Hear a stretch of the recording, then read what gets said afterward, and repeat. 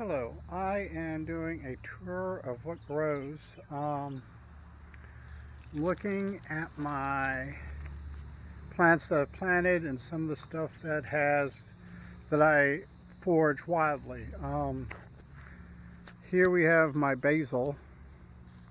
It's kind of looking droopy. Probably needs a little bit of water. Do a finger test. Yeah, he needs a little bit of water. My curry tree here. This little bad boy. He might need a little bit of water too, but everything this bad boy has put out so far has been good. I have found that the leaves from the curry tree are much more potent. I got no little tree already coming off. Are much more potent than curry powder or curry spice that you'd buy in the store. In fact, through experimentation, I have found about 3 leaves this size giving me as much flavor as about a teaspoon of curry powder. So this guy's going real well. Go past the hummingbird feeder over to my apple mint. I made some tea, dehydrated the leaves and made some tea out of this. And the tea is very good. I enjoy the tea. It tastes really good. It's kind of a minty tea. A couple times I've thrown about an ounce, about a shot cup's worth of apple juice in it, and it's really good. I've also done the green leaves, and it makes a pretty good tea as well. I personally prefer the dehydrated tea, a darker tea, but that's just personal taste. And this guy right here, got some little babies coming up right here already. And see, do a punch test. Yeah, they're going to need a little bit of water today. Do that this evening. Now we're going to walk over to the dewberries.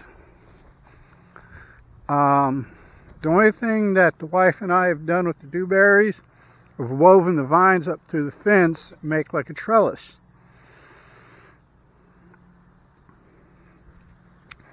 These guys right here are tasty. They're wonderful. They also make for a great jams, jellies, brewing. Also like using them in making a Dutch baby. Gotta keep the camera on it so you see it. So eat that real quick. Starting to get grapes on my muscadine.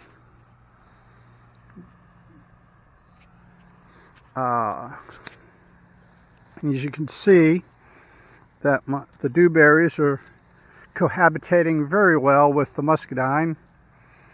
Right there, it kind of looks like a muscadine's produced a dewberry, but it's just where the vines have cohabitated. Going around here, this guy, I did the same thing with this guy here. I just weaved them in through the fence.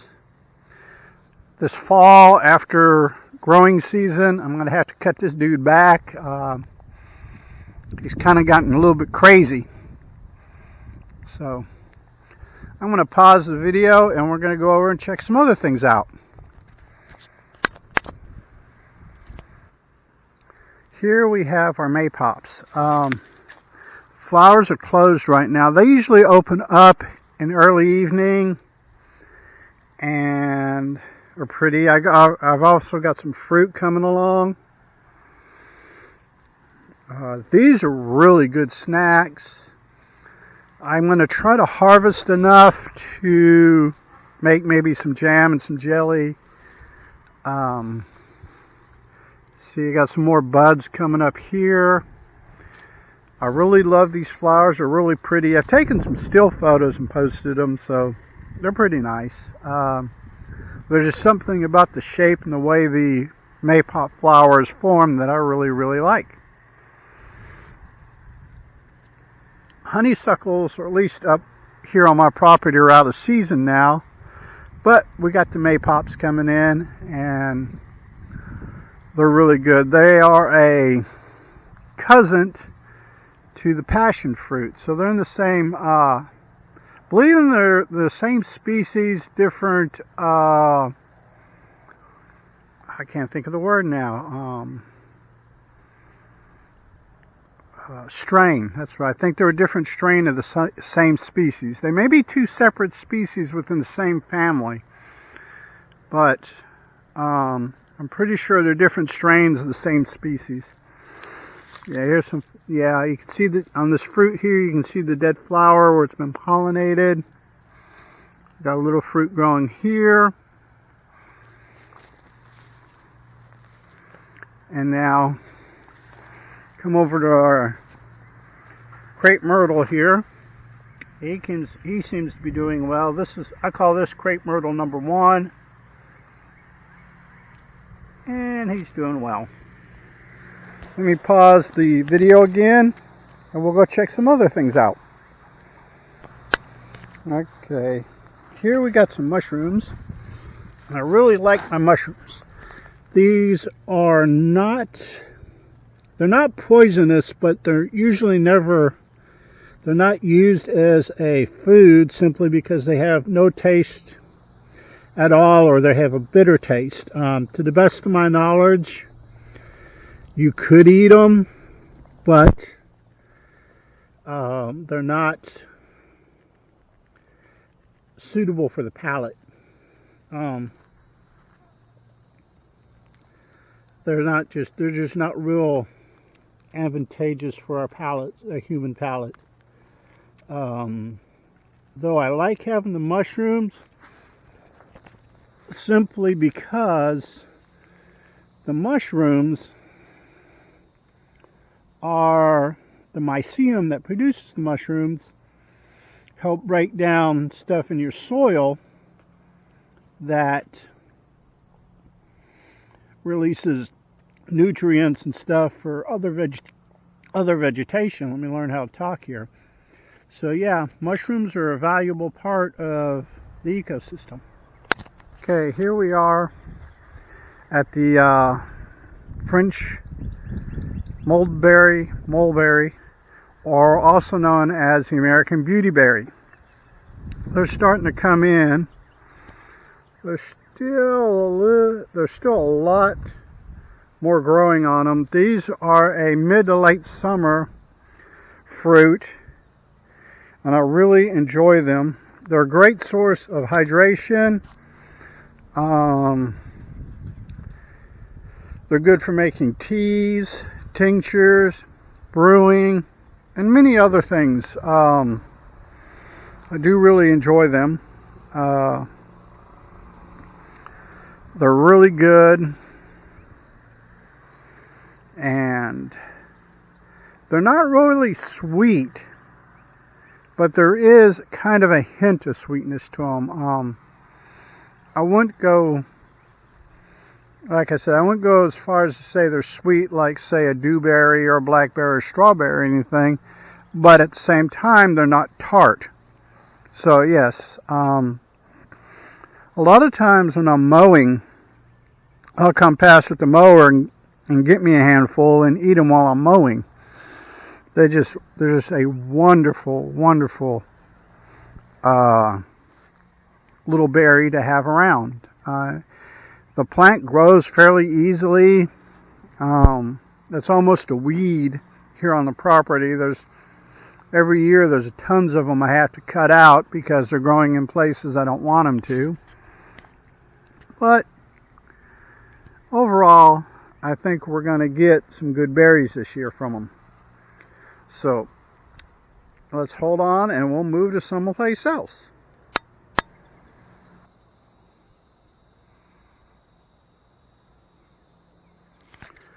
Okay, what we're looking at now are my Staghorn sumac. These wonderful leaves make for a great tincture, not tincture, you dehydrate them and make them into, grind them up and make them into a powder, and you can use them along the same lines that you'd use filet. They also go real good on pork and beef and chicken. Not so much on fish, but that may just be a personal taste thing. But yeah, these bad boys are growing.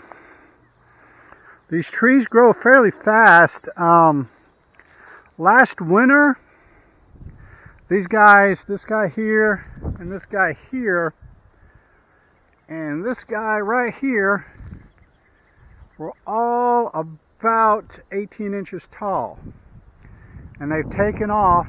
I mean, I did some clearing. There used to be a bunch of dead pine and ground clutter. I got it all cleared out, and these guys taken off. I've got me some broadleaf oak growing up in here too.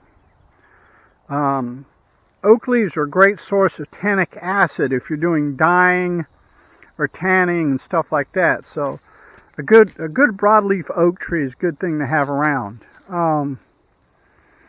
So from here, we are going to go and try to find a good place to film. I've got a ton of Yopon holly, and the problem is where they grow at sometimes isn't the best conducive place for filming. So give me a minute and we'll get back on it.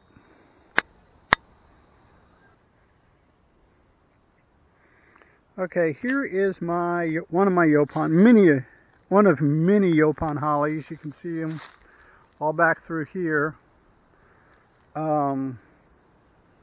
Leaves are a great source of caffeine, but unlike the caffeine you find in coffee or tea or soda, this is a caffeinoid. It is, I believe it's one carbon molecule off from a proper caffeine module, or yeah, molecule, not module, molecule, and doesn't have the addictive properties that caffeine such as tea, cokes, and coffee have.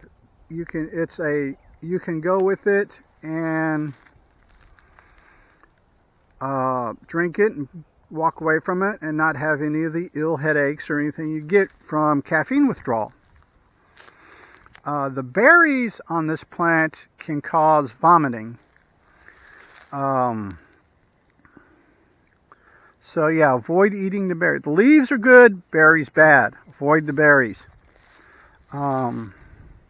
Like many plants, this makes a wonderful green tea.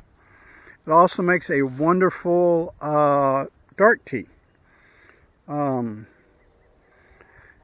a lookalike plant which